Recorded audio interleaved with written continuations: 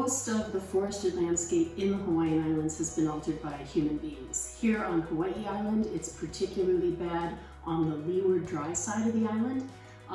We have a dryland forest that is not very resilient to change.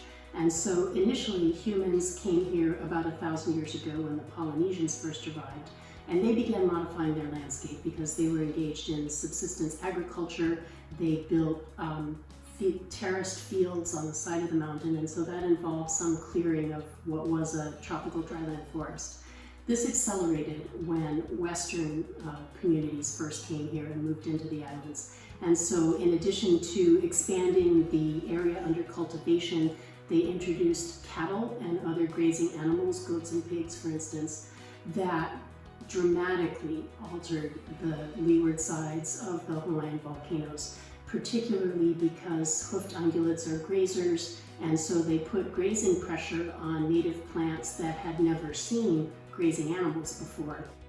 And that land use change is now the baseline for us living here in a changing climate that on this island is drying out that landscape. And so landscape already subject to aridification by grazing pressure is now being enhanced by aridification due to climate change. And so that's one of the reasons that many groups here in the islands are interested in trying to reforest some of these landscapes.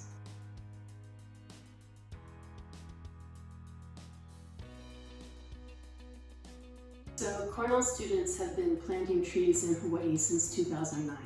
And that was initially because I was wondering if it was really sustainable for all of us to fly out here from the mainland to do environmental science, to talk about sustainability, and yet have a really big impact, particularly in terms of our carbon footprint. And so the most accessible solution that we could come up with was to work with native plant conservation organizations and restoration projects to reforest the landscape, because trees sequester a tremendous amount of CO2. And so we wanted to do that initially to reduce the carbon footprint of our presence here in the island. It turns out that we learned so many things when we started planting trees. And in fact, this project has a triple bottom line, because not only are we working with the plants, but we're learning things as students, as people, as human communities, and we're working on the planet in general. So we've got people, plants, and planet that are all benefiting from this project. There's a lot of different impacts that the native trees can have on the landscape. One of the coolest ones is that the native trees condense fog and actually will bring a lot more water to the soil. So they will likely increase soil moisture. On the hike up, we could see all the trees that had been planted previously and the impact that they were having on the ecosystem. And then once we got to the place where we were going to plant, the spirit kind of became competitive. It was sort of fun. Each group, we split up into groups and we tried to see how many trees we could plant.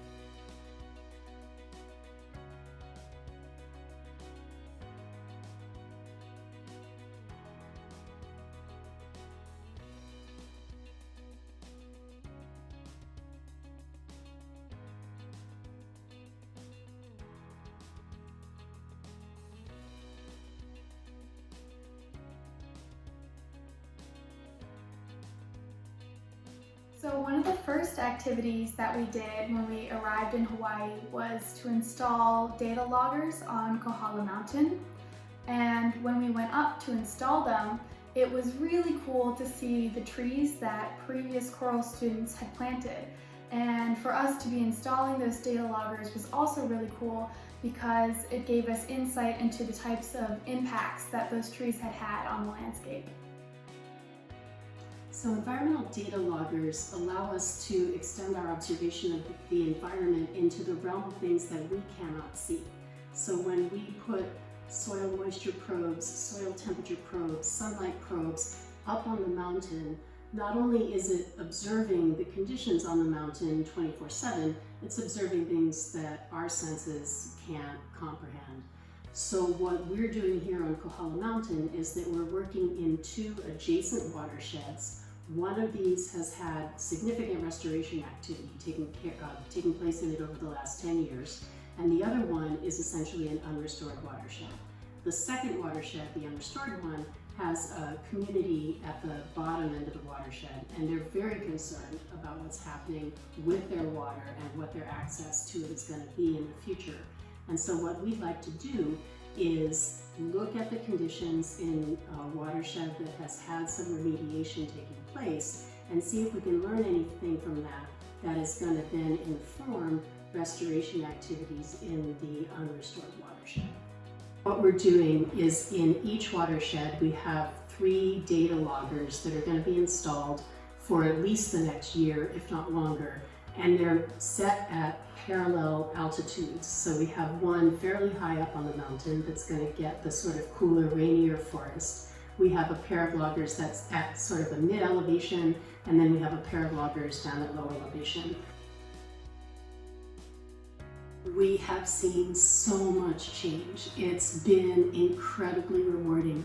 There are some things that we can't see. For instance, we're hoping that there's more water in the watershed, more moisture in the forest. We haven't seen that yet, but what we've certainly seen is that there is more forest. There are more trees on Kohala Mountain, on Hualalai, on Mauna Kea than there were when we started. We would go out with little tiny seedlings that are 10 or 20 centimeters tall, and those trees are now fully grown. Trees that sequester many tons of carbon and are beginning to form a closed canopy on the landscape, which was never there before. Finally, I would add that because we work with federally listed endangered species, we've actually seen incredible expansion in the number of endangered individuals that are now in the Hawaiian landscape, so that's just amazingly cool. Now you can actually see the trees that have been planted over the past 15 to 20 years from space and from Google Earth through satellite imagery, and that's really cool. And there's quite a few restoration efforts around the island. For example, we went to a dry forest and helped them out this past week with planting some trees. And it's really just a handful of people, but the impact that they're having is very visual and it's enormous. People who live on islands understand that you have to live sustainably or you do not live. And the Hawaiians have known this for 1,000 years. There are core cultural concepts. Malama'aina, it means stewardship, to take care of the land. Kuleana, responsibility. These are things that the Hawaiians have been practicing for 1,000 years. And for us as students, these are things that we can learn, and we can learn working with Native Hawaiian cultural practitioners, because we need to understand too that as a human species living on a planet with very finite boundaries, it's a whole lot like living on an island with very finite boundaries. And so we need to consider our resources and make sure that we're only using what we have in front of us.